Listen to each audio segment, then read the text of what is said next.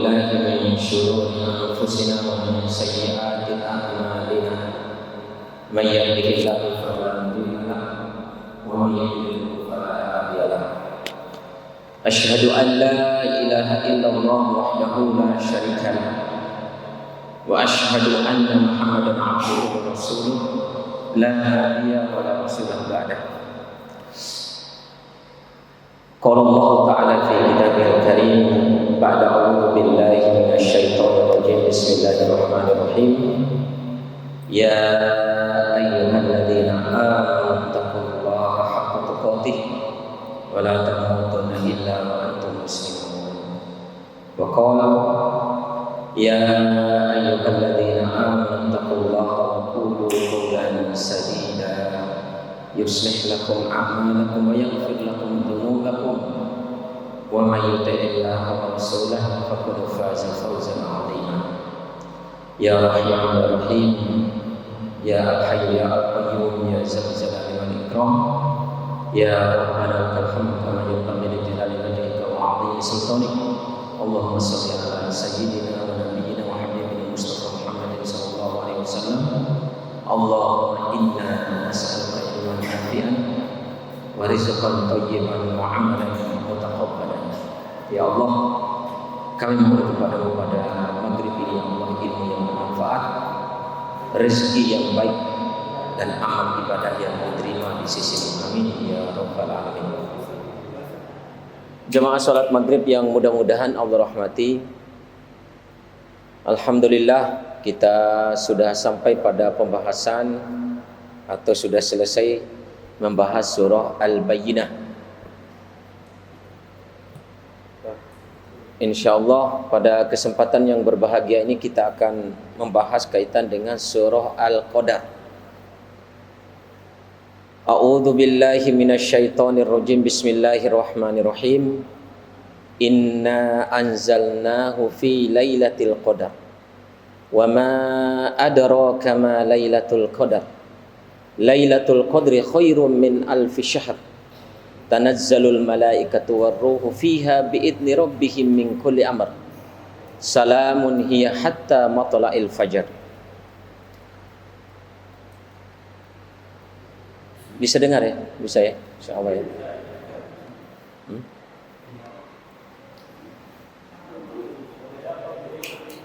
Putus.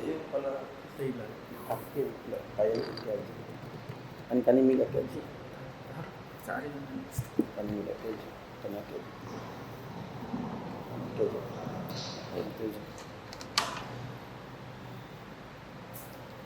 Jemaah salat maghrib yang mudah-mudahan Allah rahmati, tadi sudah kita bacakan surah Al-Qadar.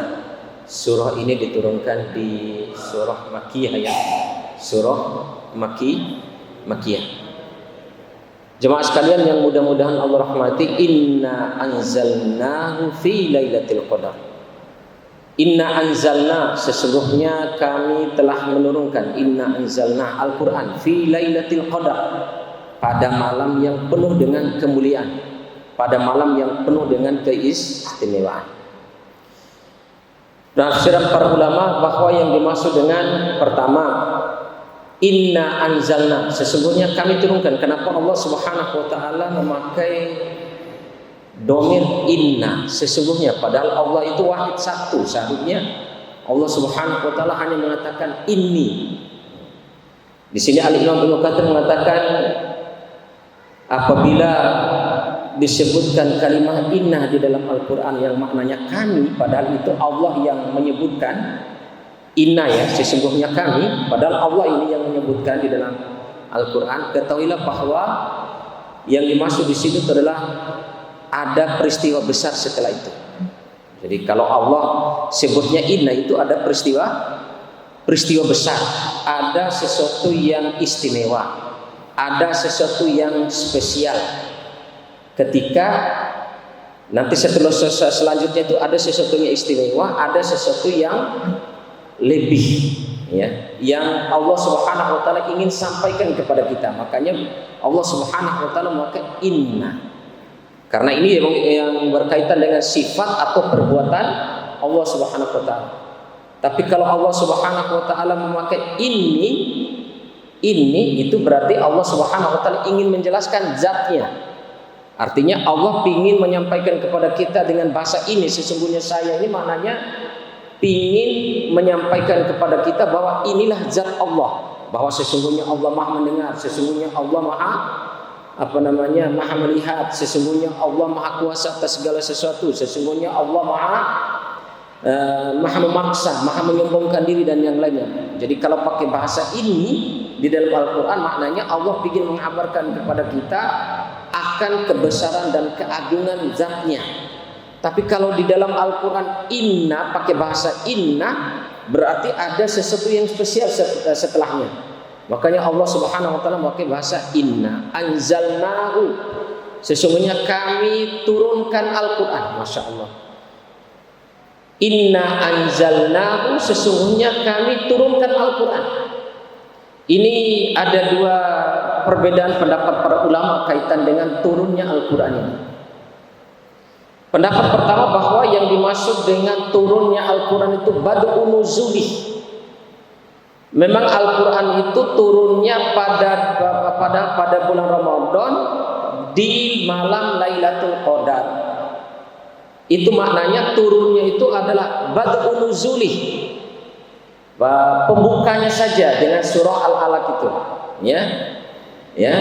Iqra bismi rabbikal ladzi khalaq, khalaqal insana min 'alaq, iqra rabbukal akram alladzi 'allamahul. Jadi itu Allah Subhanahu wa taala menurunkan, memang diturunkan awalnya itu hanya surat itu, surat Al-A'la, dari ayat pertama sampai ayat yang kelima, ya. Itu awal turunnya.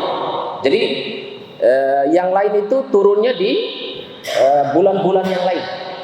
Tapi jumhur ulama mengatakan bahwa yang dimaksud dengan turunnya Al-Quran itu turun secara sempurna. 30 juz langsung turun. Sekali turun itu 30 juz dari Lauhil Mahfuz, kemudian diturunkan ke langit dunia, ya. Itu satu kali turun 30 juz, ya. Nah, itu Baitul Izzah yang ada di langit dunia, itu namanya sebuah tempat yang namanya Baitul Izzah, ya. Nah, jadi itu di situ turunnya 30. Ini jumhur para ulama 30 juz. Sementara turunnya ke Nabi Shallallahu Alaihi Wasallam dari Allah Subhanahu Wa Taala kemudian ke malaikat Jibril, kemudian malaikat Jibril sampaikan kepada Nabi kita Muhammad Shallallahu Alaihi Wasallam sesuai dengan peristiwa dan keadaan. Turunnya itu bertahap. Turunnya itu bertahap ke Nabi Muhammad Sallallahu Alaihi Wasallam. Jadi pendapat yang kedua, turunnya 30 juz dari Lauhil Mahfuz ke langit dunia, ke langit kita di atas ini ada sebuah tempat namanya Baitul Izzah. Sementara pendapat pertama, turunnya memang pada malam Lailatul Qadar, tapi turunnya kepada Nabi Muhammad SAW itu hanya ayat 1 sampai ayat 5. Iqra bismi rabbikal ladzi khalaq. Itu ayat 1 sampai ayat 5. Sementara pendapat yang kedua tadi, turunnya 30 juz di malam Lailatul Qadar dari Lauhil Mahfuz ke langit dunia yang namanya Baitul Izzah. Jemaah sekalian yang mudah-mudahan Allah rahmati, itu kaitan dengan tafsir ayat pertama. Inna anzalnahu fi lailatul qadar. Ada dua makna di sini, ada pembahasan kaitan dengan malam, ada kaitan pembahasan dengan al-qadar. Apa yang dimaksud dengan lain? Jadi kita bahas dulu pada malam. Kenapa sih turunnya Al-Quran itu di malam hari, kok tidak di siang hari, tidak di sore hari begitu? Kenapa? Karena malam hari itu memiliki keistimewaan yang sungguh sangat luar biasa. Sebagaimana Rasulullah SAW bersabda, yanzilu rabbuna ila sama'id dunya fi sulusil lail wa dzalika fi kulli lailah.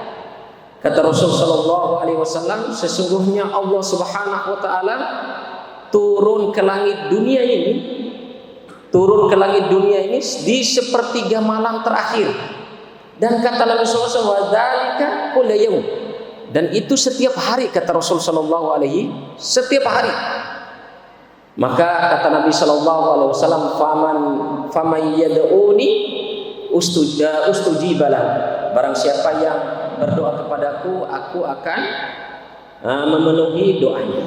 Faman sa'alani wa may yas'alani u'tiyalah. Barang siapa yang minta kepadaku, aku akan beri. Wa may yastaghfiruli aghfirulah. Barang siapa yang minta ampun kepadaku, aku akan ampuni dosanya.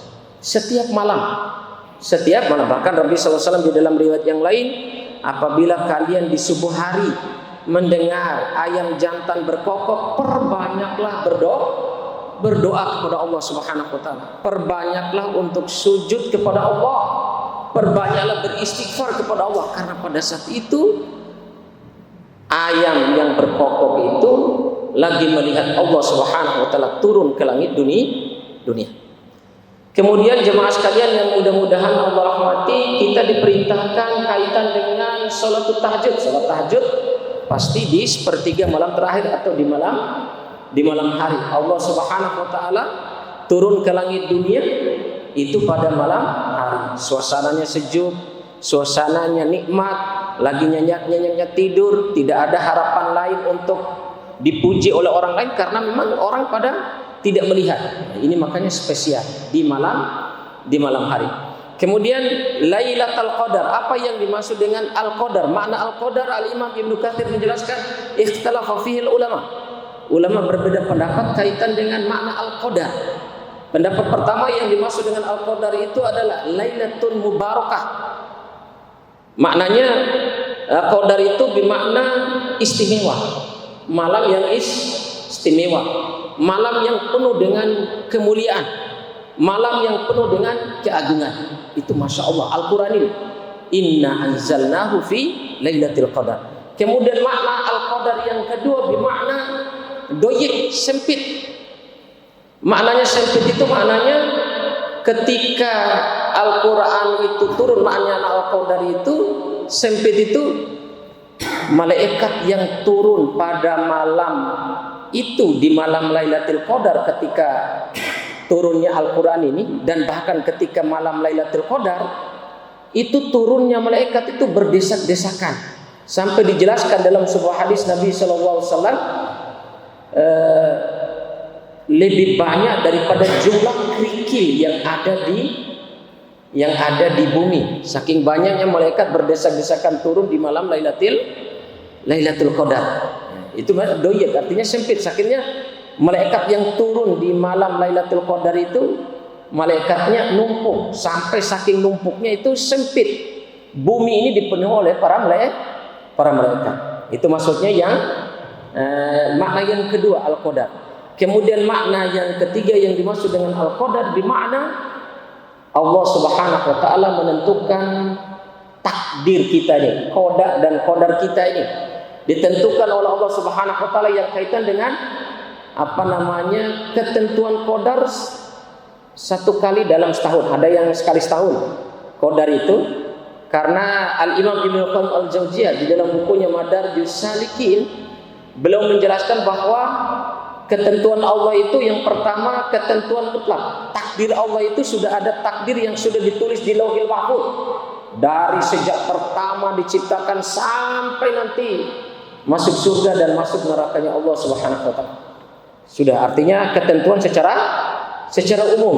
Kemudian ketentuan yang kedua, tulisan takdir kita ini adalah ada tulisan takdir tahunan.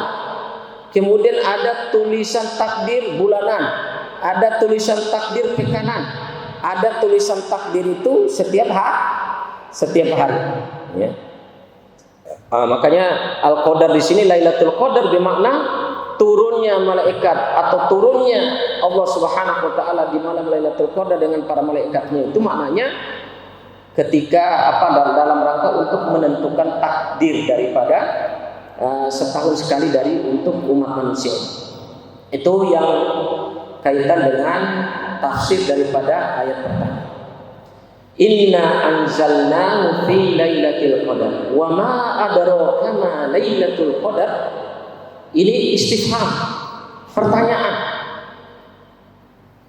Sufyan bin Uyainah, yakni gurunya Imam Asy-Syafi'i, ini termasuk gurunya Imam Asy-Syafi'i, termasuk mujtahid ulama yang luar biasa di Mekah. Sufyan bin Uyainah ketika menjelaskan wa ma adra inna anzalnahu fi lailatul qadar wa ma adraka ma lailatul qadar. Kenapa kalimat wa ma kemudian setelahnya ada fi'il madhi, ya, fi'il madhi bukan fi'il mudhari. Bermakna setiap pertanyaan Allah Subhanahu wa taala setelah wa ma kemudian ada fi'il madhinya, berarti apa yang ditanyakan oleh Allah itu pasti ada jawabannya. Kalau pakai fi'il mudhari itu tidak ada jawabannya, ya. Wa ma adraka ma lailatul qadar. Apa yang kamu ketahui tentang Lailatul Qadar? Maka dijelaskan oleh Allah Subhanahu wa taala, Lailatul Qadri khairun min alfi syahrin. Malam Lailatul Qadar itu lebih baik min alfi syahrin, lebih baik daripada beramal, lebih baik daripada beribadah selama 1000 bulan. Dijumlahkan 1000 bulan ini kalau ditahunkan menjadi 83 tahun 4 bulan. 83 tahun lebih 4 bulan.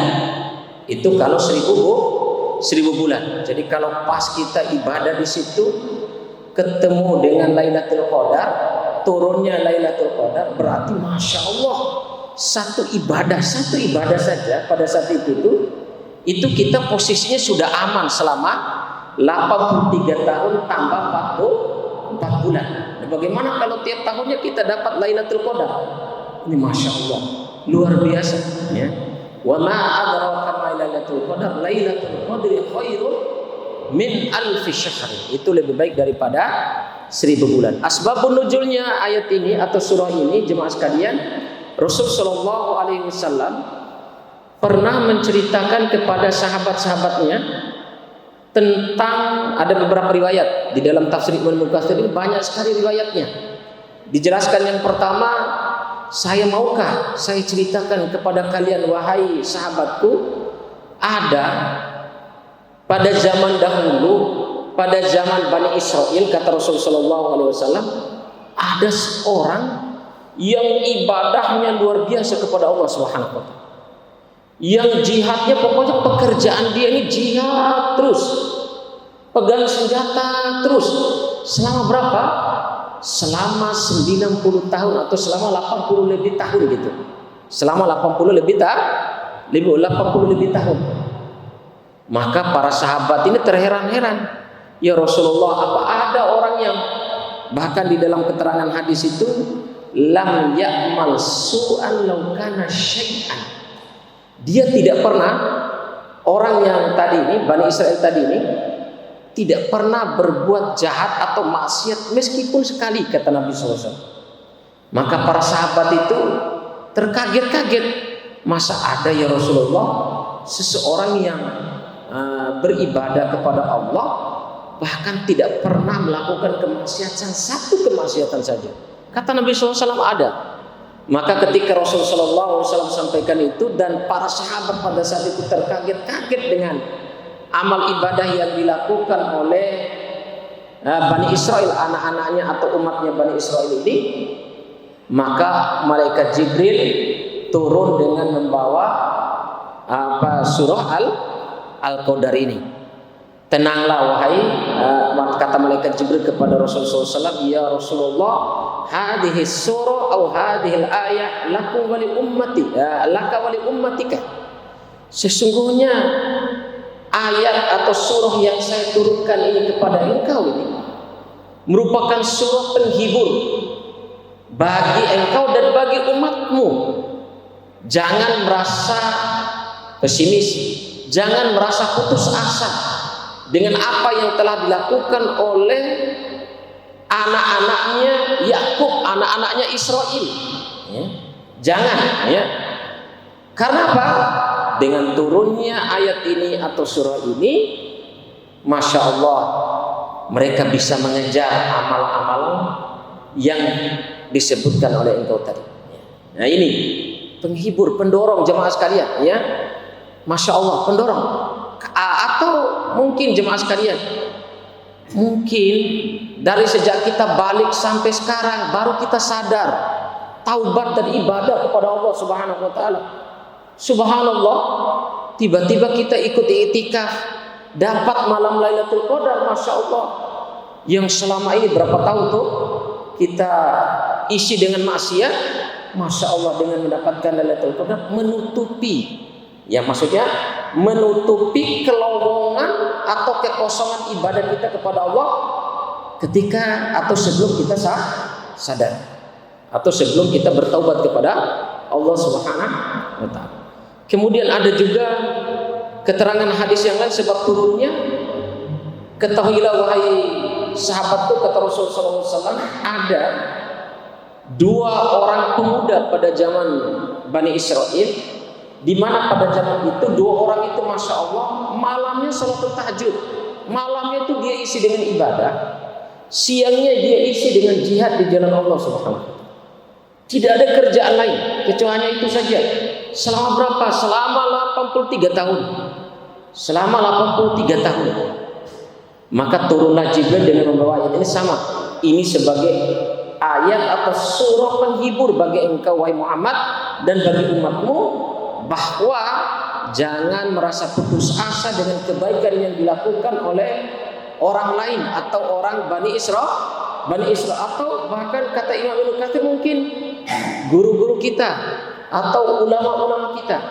Mungkin kita tidak sepandai mereka dalam berceramah, tidak sepandai mereka dan tidak sehusyuk mereka dalam ibadah kepada Allah.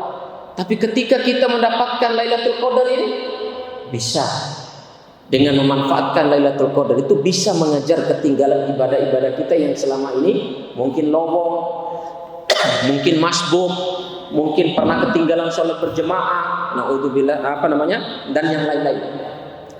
Jemaah sekalian yang mudah-mudahan Allah rahmati, wa ma adraka ma Lailatul Qadar, Lailatul Qadri khairun min alfi syahr. Kemudian tanazzalul malaikatu war-ruhu fiha biidzni rabbihim min kulli amr. Di malam Lailatul Qadar ketika Al-Qur'an ini turun atau ketika seseorang mendapatkan Lailatul Qadar di bulan Ramadan nanti, tanazzalul malaikah, akan banyak malaikat yang turun dan juga malaikat Jibril.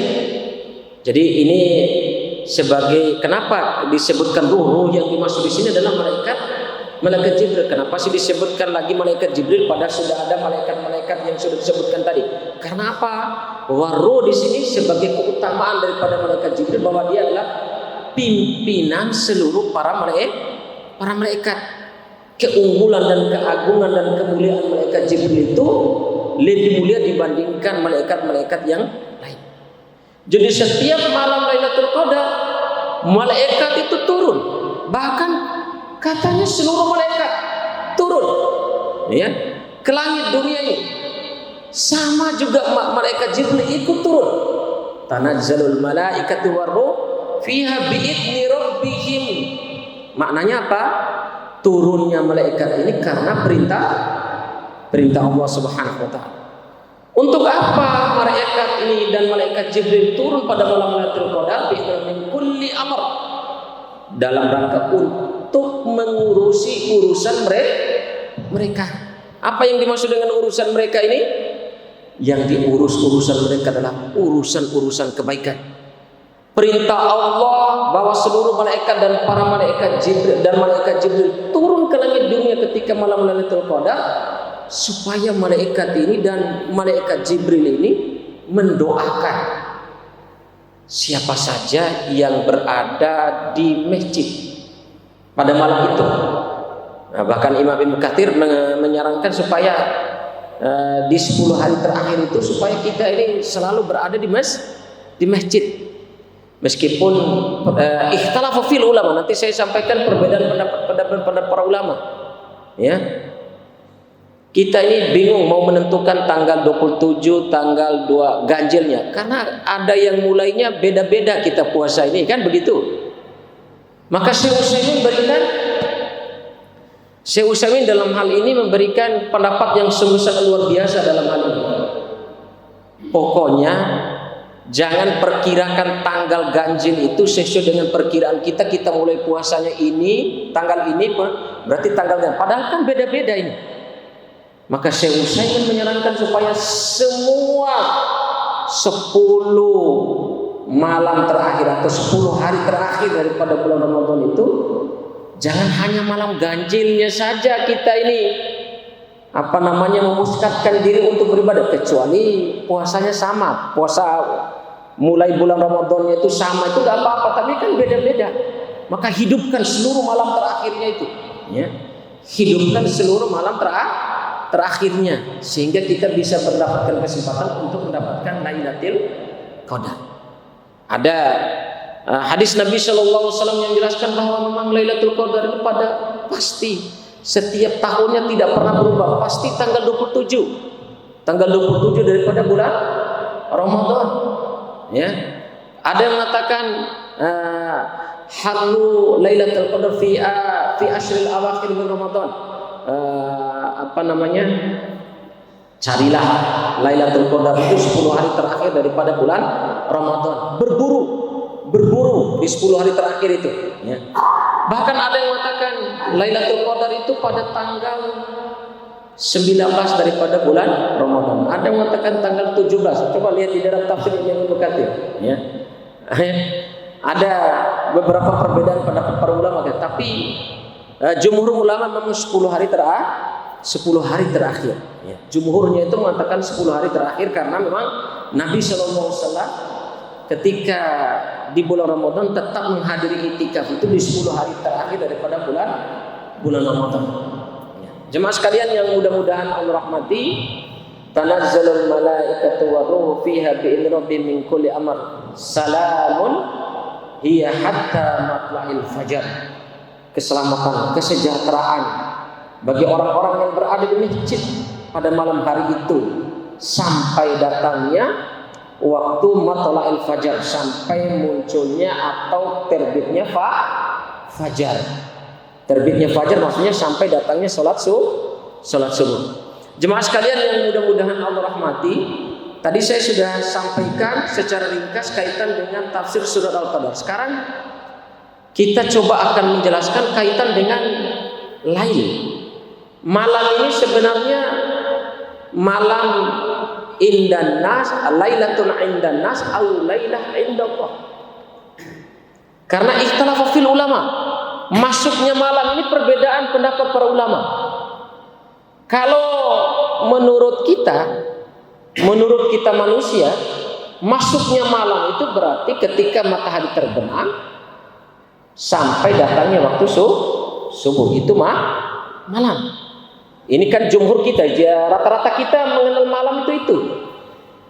Tapi kalau dilihat dari dalil, ternyata penjelasan para ulama ini, ternyata masuknya waktu malam itu asar. Dari asar sampai datangnya waktu subuh. Dari asar sampai datangnya waktu subuh, bukan sampai terbitnya matahari. Sampai waktu subuh, sampai adzan subuh, sampai sholat subuh. Ulama yang berpendapat bahwa masuknya waktu malam ini adalah asar, dari asar sampai nanti sholat subuh, berdasarkan hadis Nabi Shallallahu Alaihi Wasallam. Qala Nabi Shallallahu Alaihi Wasallam, yata'aqubu fikum al malaikah, malaikatul lail wal malaikatul nahar. Sesungguhnya akan bergantian berjaga malaikat itu turun ke langit dunia ini, turun di dunia, bukan turun ke langit dunia, turun di dunia ini malaikat. Jemaah sekalian yang mudah-mudahan Allah rahmati, Al-Imam Ibnu Hajar Al-Asqalani menjelaskan bahwa malaikat yang dimaksud dengan malaikat yang turun pada waktu sholat asar dan turun pada waktu sholat subuh ini, itu malaikat yang mencatat kebaikan saja. Dia tidak akan mencatat kejahatan kita, karena yang mencatat kebaikan dan kejahatan sudah ada raqib dan atid. Tapi malaikat yang turun pada waktu asar dan pada waktu subuh ini adalah malaikat yang hanya mencatat kebaikan kita. Karena tadi berdasar kapan malaikat ini berganti? Ada malaikat yang ditugaskan oleh Allah untuk mencatat kebaikan kita semua ini, tidak ada keburukan yang dicatat. Dan setelah mereka catat, mereka akan langsung sampaikan kepada Allah. Mereka akan langsung sampaikan kepada Allah Subhanahu wa taala. Kapan pergantiannya? Kalau malaikat yang berjaga di siang hari, maka pergantiannya pada waktu sholat asar. Kalau yang berjaganya malaikat itu di malam hari, maka pergantiannya di sholat subuh.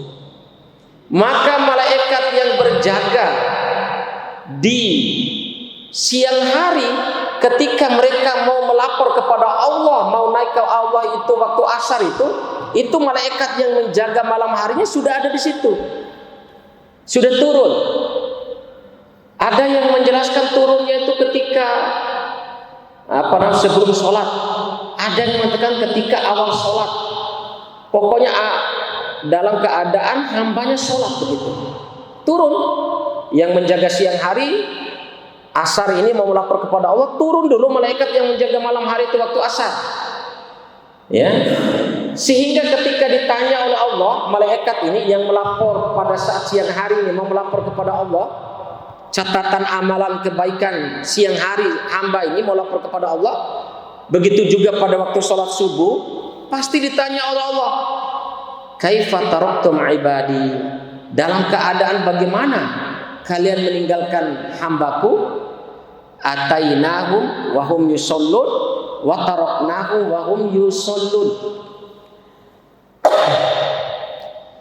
Ya Allah, kami datang kepada mereka, ketika kami turun, dan ketika kami datang kepada mereka itu, mereka dalam keadaan sholat, ya Allah.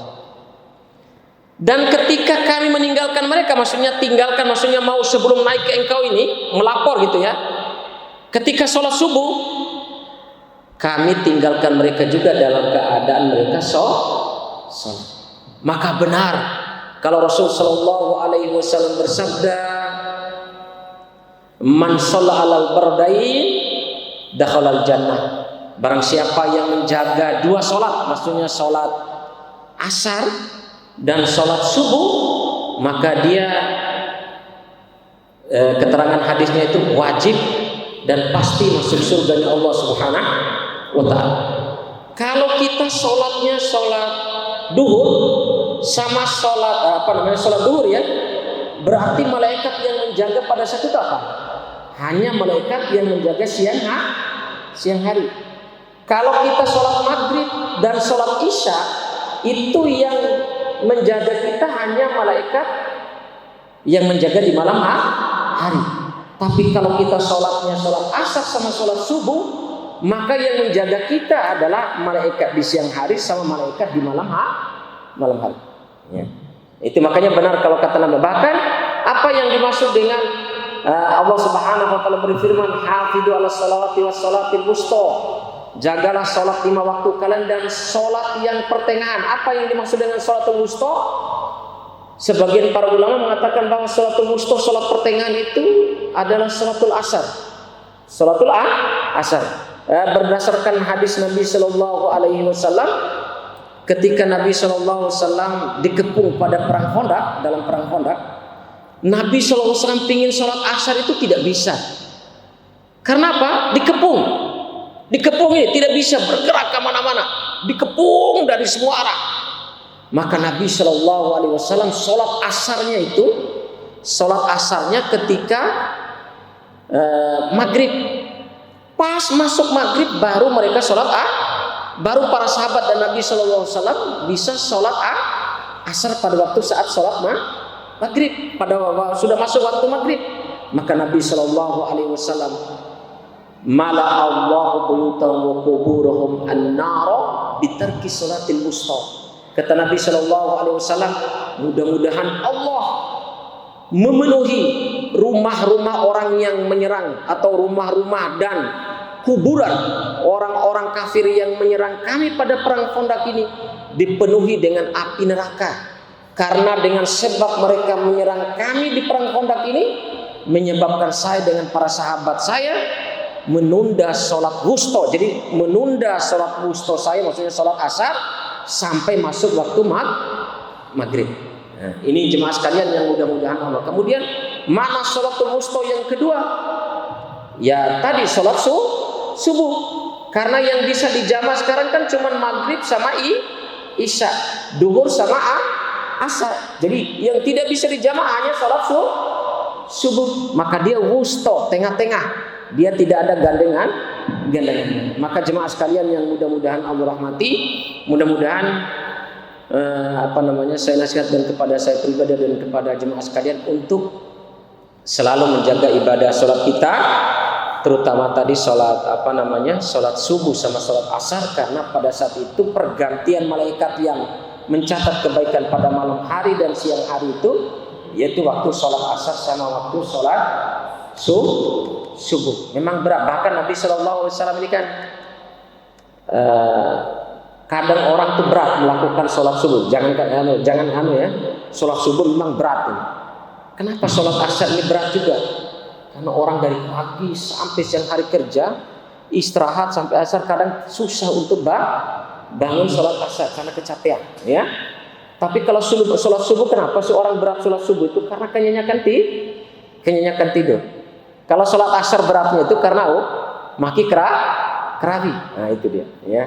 Mudah-mudahan kita menjaga dua sholat ini, sehingga dengan dua sholat ini kita dicatat oleh malaikat yang menjaga malam hari dan menjaga pada waktu siang hari. Jemaah sekalian yang mudah-mudahan Allah rahmati, ini perbedaan pendapat para ulama saja dalam masalah memulai malam. Tadi saya sudah sampaikan memulai malam.